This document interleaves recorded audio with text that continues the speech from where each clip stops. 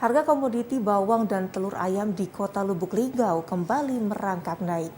Kenaikan dua jenis sembako ini diakibatkan minimnya stok yang masuk di pasaran.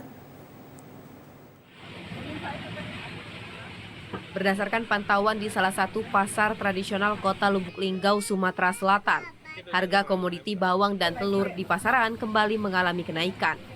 Untuk jenis komoditi bawang merah yang sebelumnya hanya berkisar Rp30.000 per kilogram, kini naik Rp35.000 per kilogram. Tak jauh berbeda, jenis bawang putih turut naik. Dari sebelumnya Rp20.000, saat ini Rp24.000 per kilogram. Aminuddin, salah seorang pedagang bawang di Pasar Inpres mengatakan, kenaikan harga bawang merah dipicu karena minimnya pasokan bawang yang masuk ke pasaran. Kalau apa tadi Pak? 54. Sebelumnya berapa Pak? Tadinya 52, 50. Kalau bawang merah, bawang putih Pak? Bawang merah sekarang 35. Sama bawang putih Pak? Bawang putih 24. Itu naik apa turun Pak? Naik. Naik Pak ya? Iya. Kemarin berapa memang ya Pak? Kemarin bawang putih 20. Bawang merah? Bawang merah 30.